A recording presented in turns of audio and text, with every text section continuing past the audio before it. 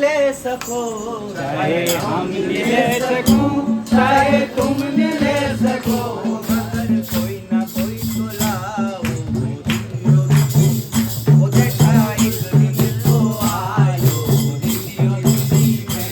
चाहे हम नहीं ले सको, चाहे तुम नहीं ले सको, चाहे हम ले सको, चाहे तुम ले सको, मगर कोई ना कोई तो लाओ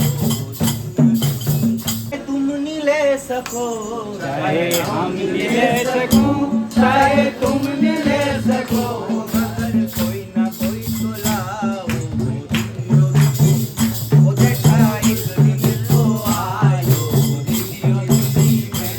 चाहे हम नहीं ले सको, चाहे तुम नहीं ले सको, चाहे हम ले सको, चाहे तुम ले सको, मगर कोई ना कोई तो लाओ तेरा एक दिन तो आयो दिली में।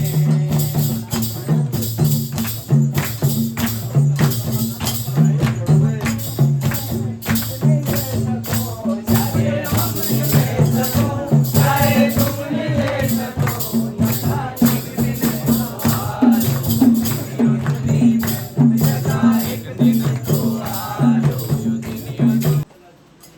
आप सभी को प्रणाम। मैं बिंदु कत्ता से आया हूँ अपनी जमीन की समस्या को लेकर आपसे थोड़ा सा समय चाहता हूँ। अगर आपका समय मिले तो मैं अपनी बात को रखूँ। बात रखिए बात। सर, हम लगभग 75 से 80 सालों से अपने गांव में निवास कर रहे हैं।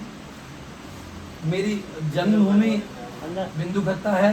मेरे दादा, मेरे पापा, मेरे बड़े भाई, हम सभी लोग पिछले 75-80 सालों से अपने गांव बिंदु कत्ता में निवास कर रहे हैं और आए दिन हमें कोई ना कोई समस्याएं आ जाती हैं। कभी कोई ठीक है ठीक है, हम तुम्हारी बात समझ गए। तुम्हारी जमीन में कौन आ रहे हैं? वन विभाग वाले आ रहे हैं? जी। तो तुम कागज लाओ।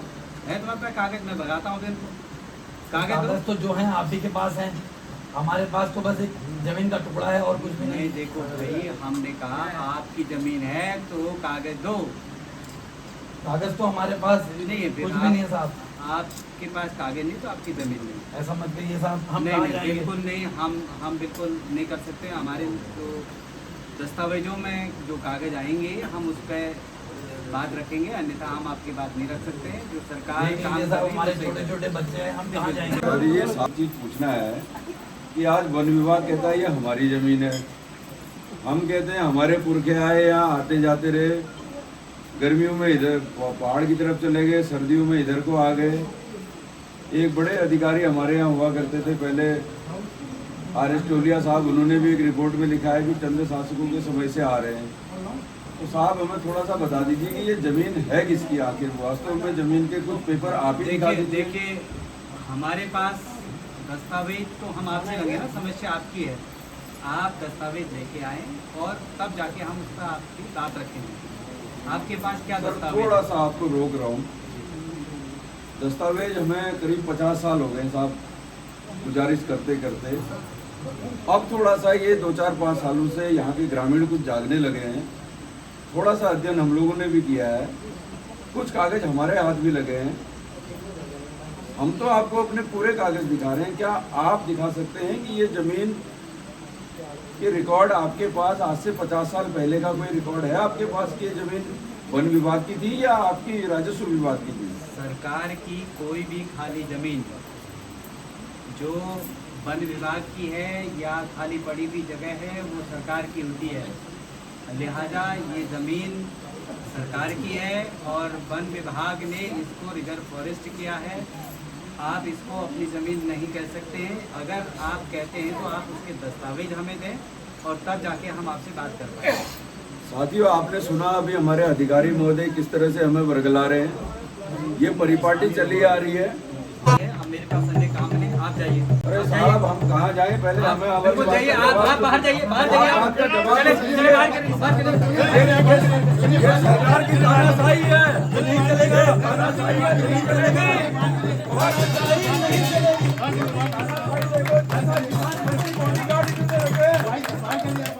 विधायक जी के लिए जोरदार ताली हो जाए।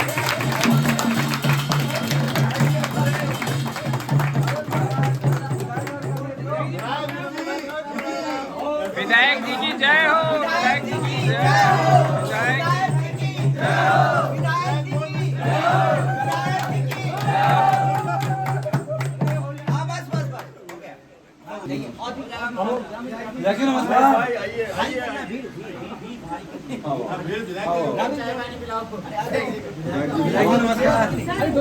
आपसे हाँ विधायक जी मैं तो पुलिस वाला हूँ। एक सेकंड विधायक जी कुछ करेगा। नमस्कार।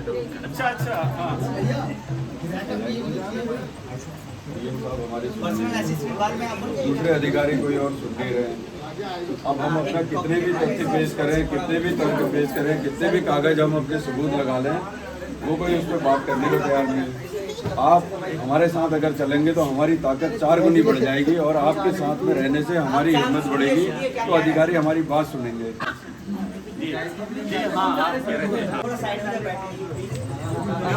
और पीएम साहब से और बाकी अधिकारियों से आपके साथ मिलना चाहता हूं। धक्के मार के निकाल दिया। कब मिलाएंगे आप?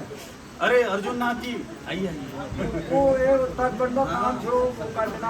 जागो हेजल हेजल हेजल हेजल मैं भी जाएंगे। अच्छा तुम लोग का मेरे का सुनना था, तुम तो कहीं और ही लगे हो, तुम्हारी टीम तो कहीं और ही चल रही है, तुम लोग तो मेरा विरोध कर रहे हो, मैं तो अपने स्तर से लगा ही। अरे डिगर वो हैंडबुक के लिए मैंने एप्लीकेशन दिया था 4-5 बार, वो अभी अखिल बजट में हेजल, अरे महाराज अखिल बजट में कर दिया, आखिरी में कर दूं हेजल। भाई जी हम किसके पास जाएंगे? हम आप ही से तो कहेंगे।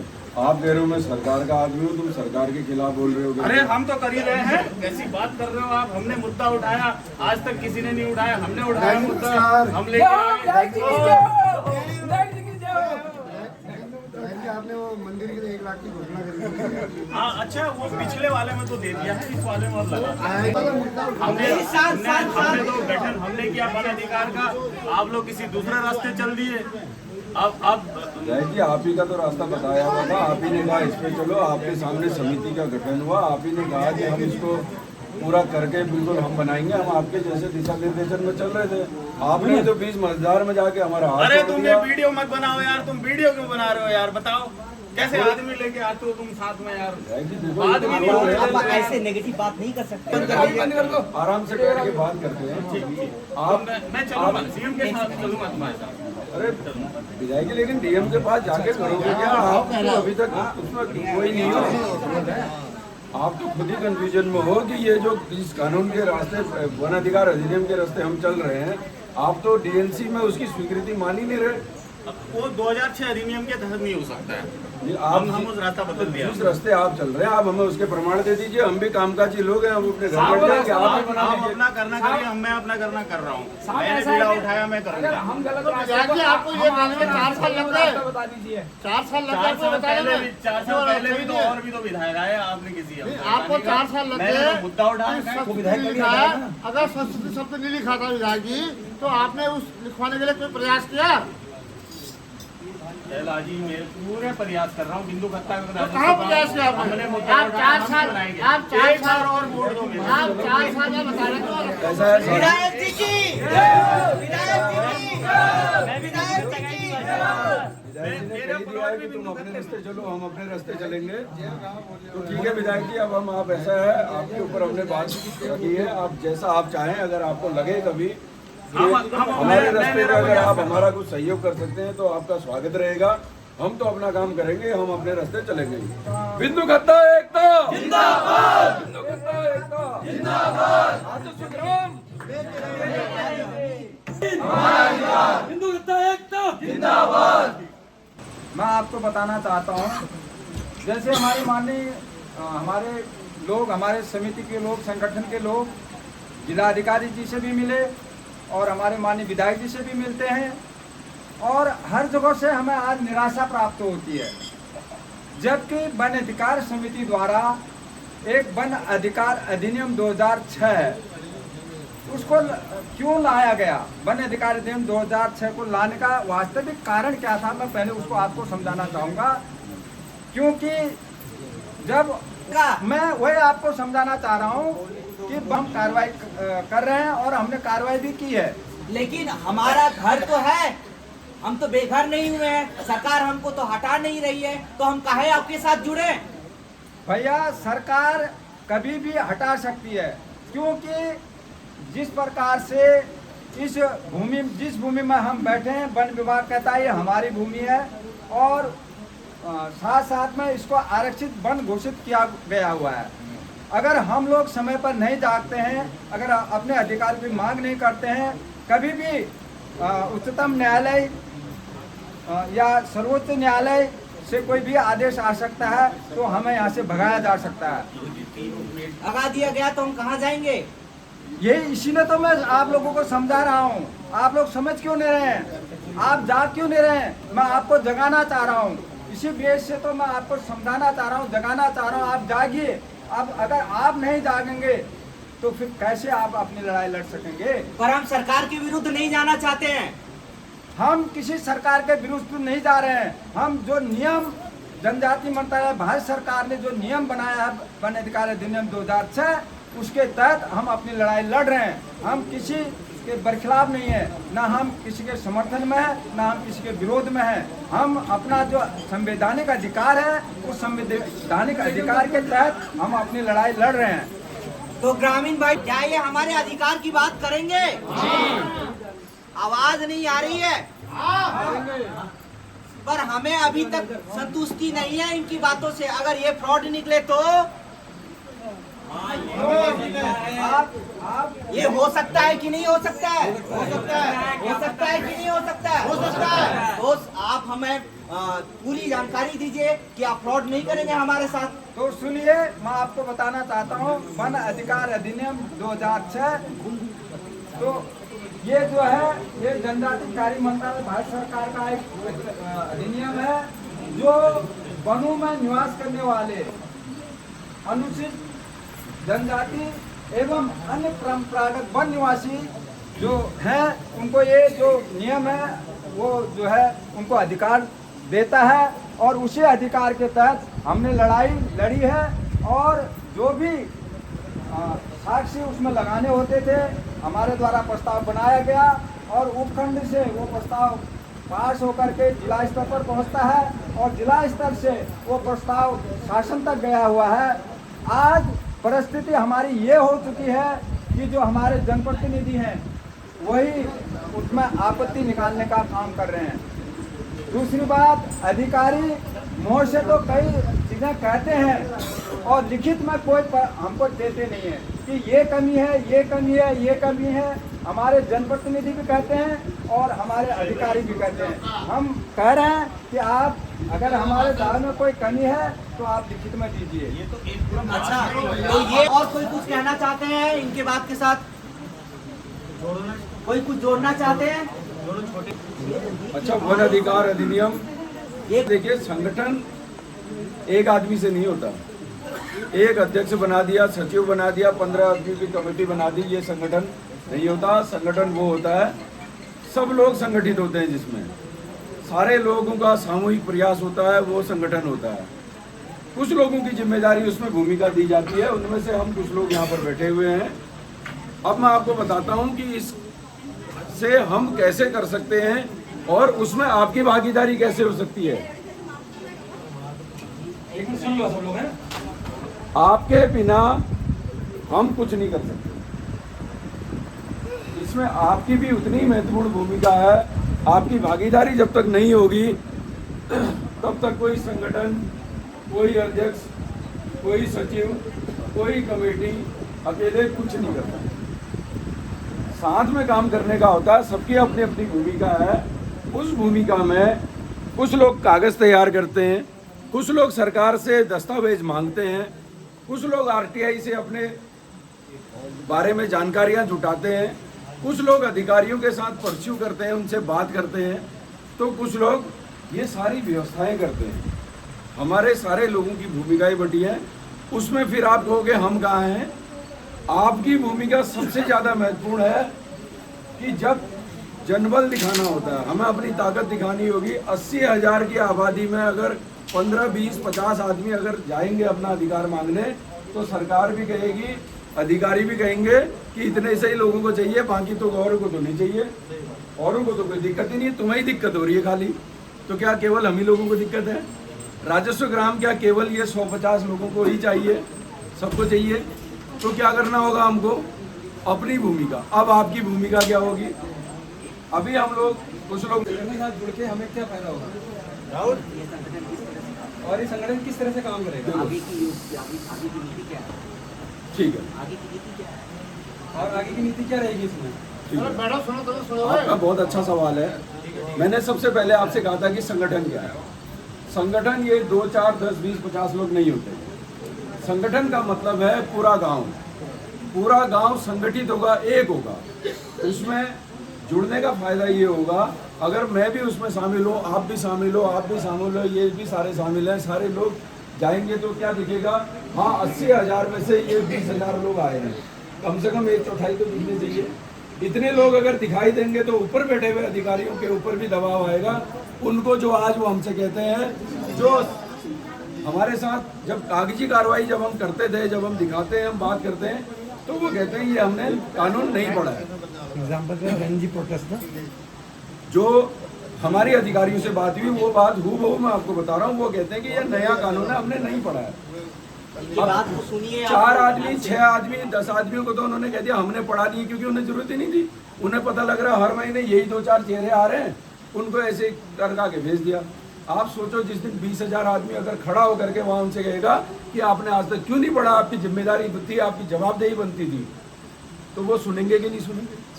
क्या 20,000 आदमियों को इग्नोर किया जा सकता है? अभी नहीं किया जा सकता। तो हर एक की, जो आपने पूछा कि भूमिका क्या होनी चाहिए।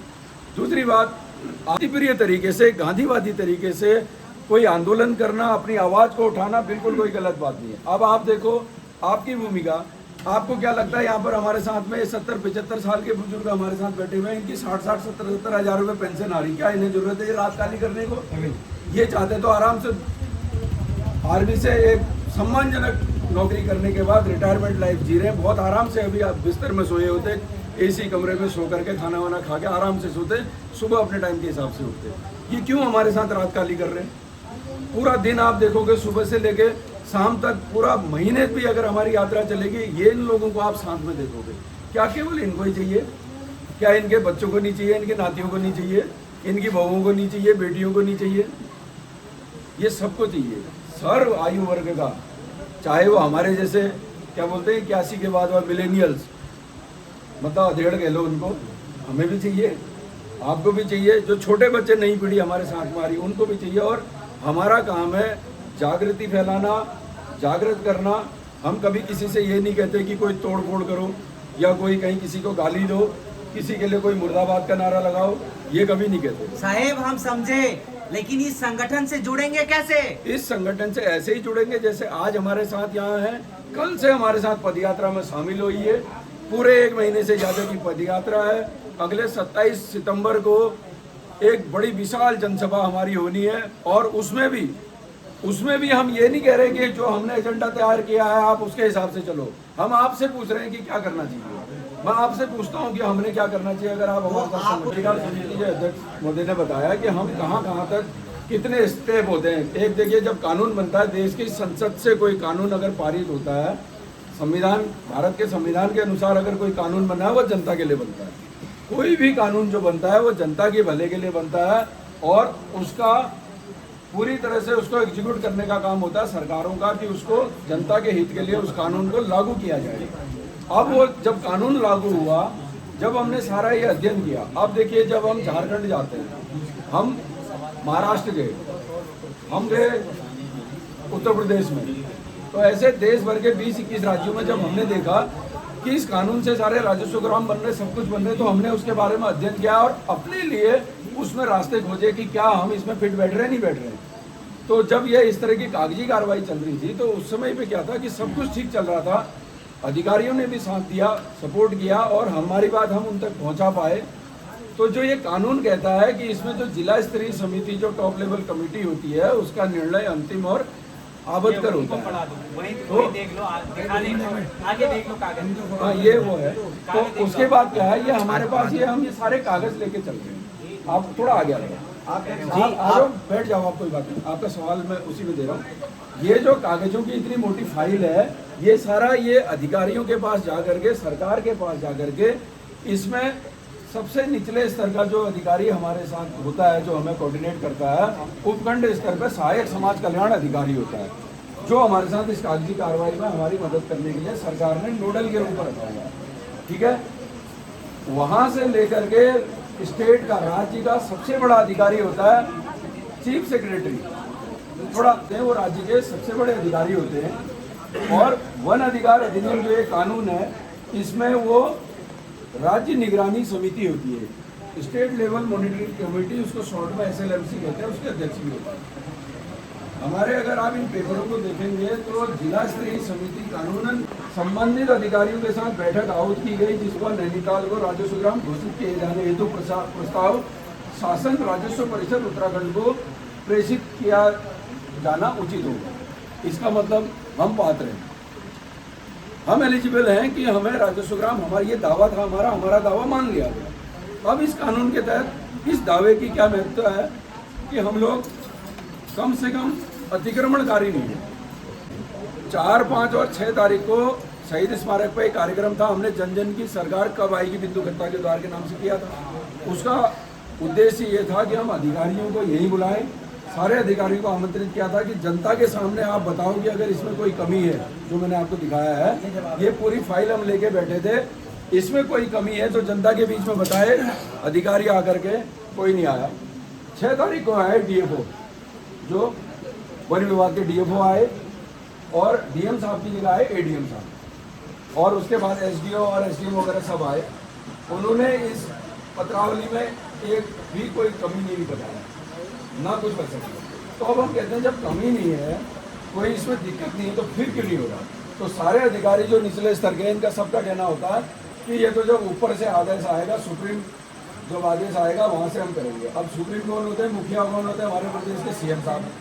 CM साहब के साथ हमारे, अगर आप इसमें हम पेपर दिखाएंगे, 11 बार हम इस मुद्दे को लेकर के, हमारी जब यहाँ से स्वीकृति हो गई, 11 बार मिल चुके हैं। हर बार हमें आश्वासन मिलता है हम कर रहे हैं, बस हो जाएगा इस बार। तो सवाल मेरा भी है, इसीलिए जब इतनी मुलाकातें, इतना वो करने के बाद, इतना आयोजन करने के बाद, इतना हल्ला मचाने के बाद नहीं हुआ है, तो ये जो एक बार इसको बाद भी नहीं हुआ, हमें बार बार एक वो दिया जा रहा है, झांसा दिया जा रहा है, खाली एक झुंझुना पकड़ाया जा रहा है कि हम करेंगे। तो ये हमारा जो ये वाला कार्यक्रम है, ये एक निर्णायक मोड़ लेगा। और इसमें हम घर घर क्यों जा रहे हैं? अब जैसे आज आपने सवाल उठाया है, हम आपसे अब कह रहे हैं कि आप आओ, अब जो करना है हमें छोड़ दो, आप बताओ क्या करना है, साथ में चल के 27 तारीख को, बिल्कुल साथ में रहो। 27 तारीख को 80,000 की आबादी में से कम 50,000 आदमी अगर हमारा वहाँ खड़ा हो जाएगा, तो हम किसी भी तरीके से अपना अधिकार उनको पूरा जनबल के साथ लेकर के। तो एक चीज़ और है, अभी मैं ये बात यहाँ पर, हालांकि सारे अपने लोग हैं, अभी चुनाव बहुत नज़दीक है ना। हर बार की तरह इस बार भी आपसे चुनावी वादे करने के लिए लोग आएंगे कि इन्होंने नहीं किया, हम करेंगे। ये कहेंगे कि इस बार थोड़ा सा कमी रह गई है, हम अगली बार में पूरा करेंगे। हर बार होगा। तो मेरा एक आग्रह सबसे रहेगा, क्या आप अब उनसे सवाल पूछने की स्थिति में है कि कोई अगर आता है तो भाई क्यों नहीं हुआ? हमारे पास जब ये कानून है, हमारे पास स्वीकृति है, तो इसीलिए लोगों को जागरूक किया जा रहा है कि आप भी उनसे सवाल पूछ सकोगे कि भाई हमारे पास पेपर है, जिसको चाहिए वो पेपर आप पूरे दमदम से कैसे, ये पेपर खाली हमारे नहीं है, ये आपके भी पेपर है। 11,703 परिवारों के पेपर हैं, 80,000 की आबादी के कागज है ये, इसमें केवल एक कमेटी के लोगों के कागज नहीं है। आप उनके साथ पूरे दमदम के साथ आप उनसे सवाल पूछ सकते हैं कि हमारे पास सारे कागज मौजूद है, उसमें कमी बताओ, उसमें क्यों नहीं हुआ? जब पूरे देश में 1700 गाँव हो गए हैं, 2 करोड़ 38 लाख एकड़ जमीन, ये डेटा याद रखना, 2 करोड़ 38 लाख एकड़ हमारी तो बिंदुकत्ता की मुश्किल से 10,000 एकड़ जमीन है। इतनी जमीन लोगों को बाकी राज्यों में मिल गई है, उनको कागज मिल गए, उनको नाम पे जमीन चढ़ गई है, उनके यहाँ ग्राम प्रधान चुना जा रहा है, उनके यहाँ जिला पंचायत सदस्य चुना जा रहा है, बीडीसी मेंबर चुना जा रहा है। तो ये हमारे साथ क्यों भेदभाव किया जा रहा है? तो इसी कानून से जब सबको मिला है तो हमें इसी कानून से चाहिए, और वो तभी होगा, आप सब लोग सवाल पूछने की स्थिति में तब होंगे जब इसके बारे में आपको जानकारी होगी और आपको पक्का विश्वास होगा कि हाँ वास्तव में हमारे पास एक कागज है। जिसको भी देखने जैसे भी करने आप उनसे बिल्कुल, हमारे भी यहाँ पे मैं कह रहा हूँ कि आप पूरे दावे के साथ कहो हमारे पास कागज है, हम जहाँ कहोगे वहाँ ये कागज लेकर के हम तैयार हैं, उसके लिए हम बिल्कुल, आप जिधर चलना है जिधर जाना है, हम अब सारी बागडोर आपके हाथ में, एक एक परिवार, एक एक जनता के एक एक व्यक्ति के हाथ में है। तो आपका निर्णय होगा। हमने कोई ये, हम राजनीतिक पार्टी नहीं है जो हम इस तरह से कोई अपना प्रचार के लिए कर रहे हैं या कुछ, कई लोगों को इस तरह की भी बातें लगती हैं, ऐसा नहीं है। हम तो कह रहे हैं आपको राजनीति जहाँ करनी, जिसको करनी करे, जिसको वोट जहाँ देना है वहाँ दे, सब स्वतंत्र है, लोकतंत्र है, लेकिन अपने अधिकारियों के लिए उनसे यह सवाल जरूर पूछें कि अगर इतना सब होने के बाद भी आप लोग नहीं करा पाए, या जो नए लोग आके कहते हैं कि हम आएंगे तो तब कराएंगे, तो उनसे पूछो कि आपके पास क्या रोड मैप है, क्या आपके पास तरीका है, आप हमें बताओ। आज हम सवाल पूछने की स्थिति में हैं। तो धन्यवाद। इनका एक सवाल, इससे पहली बात है, हमारा एक और एकमात्र उद्देश्य है बिंदुकत्ता को राजस्व ग्राम बनाना। उसके लिए हम, आप ये समझिए 80% लड़ाई हम जीत चुके हैं, 80% लड़ाई जीत चुके हैं। हमें अपनी स्थिति का भी पूरा वो होना चाहिए। जब इस कानून के तहत जिला स्तरीय समिति से हमारा दावा स्वीकृत हो चुका है, 20% के लिए बात हर बार हर व्यक्ति यही बात कर रहा है कि एकजुट होना है। मैं भी वही कह रहा हूँ, भाई साहब भी वही कह रहे हैं, वो भाई साहब भी यही कह रहे हैं, हर व्यक्ति का कहना है कि एकजुट होना है। अब वो किसको एकजुट होना है? अपने आप को मजबूत करें, अपना अध्ययन बढ़ाएं, इन कागजों पे जो हमारी दावेदारी मजबूत है उस पर बात करें। कानूनी, जब हम कानूनी लड़ाई की बात करते हैं तो कानून के लिए हमारे यहाँ कोर्ट भी बने हुए हैं, कोर्ट में सरकारें भी झुकती हैं। अगर हम सही मुद्दे पे, अगर हमारा मुद्दा सही है, हमारे तर्क सही हैं, हम कानून सम्मत अगर बात करते हैं, हमारा दावा अगर सही पाया जाता है तो कोर्ट भी हमारे पक्ष में फैसला देता है। और देश के कई राज्यों में कोर्ट से भी ये डिसीजन हुए हैं। ठीक है, हम सब आप जनता के ऊपर, इसीलिए हम घर घर जन जन तक जा रहे हैं, पदयात्रा कर रहे हैं। हम आप ही से पूछ रहे हैं कि हमें क्या करना चाहिए। उसके बाद जब सबकी, जैसे अभी आपने देखा इतने लोगों में भी 2-3 तरह की राय आई, ये मिल करके हम 2-4-10 आदमी नहीं तय करेंगे। हम इसीलिए घर घर पदयात्रा कर रहे हैं। हर एक व्यक्ति की राय बहुत महत्वपूर्ण है, सारे लोग इसमें अपनी राय बनाएं, हमको बताएं क्या करना है, हम सब मिल करके उस रास्ते पर चलेंगे। चाहे वो रास्ता कोर्ट जाने का हो, चाहे वो रास्ता बहिष्कार का हो, व्यक्तिगत 2-4-10 लोगों की राय से कोई काम नहीं होगा। ये तय मान के चलिए, सामूहिक निर्णय जो होगा वो हम वहाँ पर 27 तारीख को वहाँ पर जनता के बीच में क्या निर्णय आता है, क्या लोग कहते हैं, उस पर हम वो करेंगे। तो भारत सरकार ने 2006 में स्पेशल कानून बनाया है, वन अधिकार अधिनियम 2006। हमने उसका स्टडी किया है, अध्ययन किया है, कॉपी ली है, पढ़ाई गई है। हम आपसे दावा करते हैं कि आज 2 साल के अंदर बिंदुकत्ता का जितना मजबूत दावा राजस्व का उनका आज सरकार के पास है, इससे पहले न किसी सरकार ने किया है और न आने वाली सरकार करेगी। और जो भी करेगा अधिनियम 2006 के अंदर ही बनेगा। ये पहला विश्वास हमारा होना चाहिए। जब हमारा विश्वास होगा तब हम दूसरे को बता सकते हैं, जब हमें ज्ञान होगा हम दूसरे को बता सकते हैं। 2006 का नियम बहुत बड़ा नियम है और पूरे भारतवर्ष में कितने गांव हुए आप बताइए? 1700 गांव बन गए। उत्तराखंड की सरकार बनी हुई है, कितने साल हो गए? 25 साल हो गए हमारी सरकार को बने हुए। यहाँ मात्र 2022 में 6 गांव बने हैं, 3 हरिद्वार के और 3 रामनगर के। और हम लोग दावा पेश कर रहे हैं 1932 से हम लोग यहाँ रह रहे हैं। जो दावा हमारा 1932 से पहले से, उससे पहले हमारे दादा परदादा यहाँ रहते थे, गाय बच्चियाँ चरा दी थी। तो 32 में अंग्रेजों ने उनको माफ किया कि आज से आपसे हम चराई नहीं लेंगे, ये सर्टिफिकेट है, जो सर्टिफिकेट आज उस कागज में लगा हुआ है। तो सबसे पहले हमें अपने आप को मजबूत होना है। जब हम मजबूत होंगे कि हमने इस लड़ाई को लड़ना है और लेकर रहेंगे, ये हमारा विश्वास होना चाहिए। तब हम बहकाव में नहीं आना किसी के, एक कहेगा मैं बनाऊंगा, दूसरा कहेगा मैं बनाऊंगा, आज तक क्यों नहीं बना। अभी 2 साल के अंदर ही इतनी मजबूती से एक उत्तराखंड सरकार में मैं खुद शामिल हूँ, 10 बार मुख्यमंत्री से मिल गए हैं। आने वाले समय के लिए सोच लो, या तो हमें राजस्व गांव चाहिए और इससे कम पर हमें किसी संपर्क किसी से बात नहीं करनी। कोई मांगता, वोट भी मांगता है तो राजस्व गांव के, सब जगह बात होगी। जब हमारा विश्वास मजबूत होगा तो हम आगे बढ़ते हैं। तो हमारे हम विश्वास बहकाव में नहीं आएंगे, हमें सिर्फ राजस्व गांव बनाना है। एक मुद्दा है ना, उत्तराखंड के जब बना था तो यहाँ संसद के लिए लड़ाई हुई थी, उत्तराखंड बनाने के लिए हुई थी ना। लोगों ने साथ किसके लिए दिया, उत्तराखंड अलग बनाओ कर। आज हमारा लड़ाई एक ही है कि हमें बिंदु खत्ता राजस्व गांव चाहिए। उसके लिए 80% काम हमने शासन स्तर पर पूरा कर लिया। सरकार भी मानती है कि दावा मजबूत है, लेकिन सरकार के पास जो इच्छा शक्ति होनी चाहिए, एक जनप्रतिनिधि के पास जो इच्छा शक्ति होनी चाहिए, वो आज कमी है। वो कमी हमारी है कि हमने अच्छा जनप्रतिनिधि चुना। अगर वो अच्छा जनप्रतिनिधि होता तो अपने समाज के लिए सोचता। अगर हम 25 साल हो गए सरकार को बने हुए, क्या कर रही है सरकार? क्या हम ऐसे रहेंगे? सोचो आप। जब तक हम ये लड़ाई हमारी है, हमारी पर्सनल घर घर की लड़ाई है, जब हम घर घर से मजबूत होकर लड़ेंगे तो विश्वास करो एक दिन हम लड़ के रहेंगे और जीत के रहेंगे। ये हमारा विश्वास होना चाहिए। बहुत जल्दी करना है, आंदोलन करने में टाइम लगते बहुत।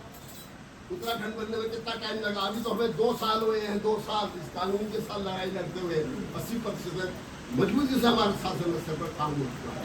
और 2 साल अगर ये सरकार चली भी जाती है, आने वाली सरकार बनेगी, उसके साथ भी उसी संघर्ष से लड़ेंगे जैसे इस सरकार से लड़ रहे हैं। फिर नहीं होगा तो उसके लिए और विकल्प है।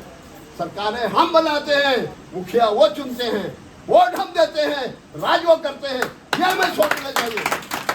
हम वोट देते हैं इसमें हमें सोचना चाहिए। वोट देने से पहले उसको पूछना चाहिए क्या आप हमारा काम करेंगे? नहीं तो उखाड़ के फेंकेंगे हम। और नहीं तो अगर नहीं होता है, एक विकल्प है हमारे पास। जितने भी बिंदु खत्ते के अंदर आने वाले रास्ते हैं, राजस्व गांव नहीं तो वोट नहीं का नारा लग जाएगा। और ये विश्वास हमारे ऊपर होना चाहिए कि हम वोट डालने नहीं जाएंगे। क्या आप सब तैयार हो? मजबूत करना पड़ेगा, गाँव में नहीं आना पड़ेगा। विकल्प आप लोगों का है ना, विकल्प है ऐसे। उसके लिए हमें बहुत मजबूती चाहिए, बहुत मजबूती। आज तो मैंने बोल दिया कि भाई वोट दे देंगे, कल पता चला नहीं ऐसा नहीं करते, वो तो बेवकूफ आदमी है, फौजी आदमी क्या जानता है, ऐसे ही बोल देते। तो सब बचेंगे तो सब, ये हमारा सिद्धांत होना चाहिए। चलिए, छोटी छोटी बातों पर निष्पत्ति नहीं करनी चाहिए, पहले उसके बारे में पूरी जानकारी। ये हम हमारी उम्र इतनी साल हो गई, इतने साल हमने सर्विस किया, उसका दिन क्या है? एक मजबूत रास्ता है। इस रास्ते पर आपको कहीं कंकड़ तक नहीं टूटने वाला है, कोई आग नहीं आने वाले है। और जब ये कानून से अगर हमारा राजस्व गांव बन जाएगा तो आने वाले पीढ़ी के लिए हमारे लिए सब कुछ हो जाएगा। ग्राम प्रधान बनेगा, वार्ड मेंबर बनेगा, जिला पंचायत में जाएंगे। जब ये राजस्व हो जाएगा तो हमें क्या दिक्कत है? बल्कि हमारे पास 1-1 करोड़ के लोगों ने कोठियां बनाई हैं। अगर उनको पूछो तुम्हारे पास कागज है इसका कुछ, कल बुलडोजर कोई लगा देगा तो क्या होगा बताओ? कहाँ जाएंगे हम अपने बच्चों को लेकर? सोचो इस गहराई से। और मैं अपनी माँ बहनों से कहना चाहता हूँ, जब आप रोटी पकाते हैं या जब आपको महिलाएं मिलते हैं, इस बात पर जरूर डिस्कस करो कि आपके बाहर राजस्व गाँव होना चाहिए। और जब आप सबको फैलाएंगे तो ये आग बनेगी। चिंगारी आग बनती है, कैसे बनती है?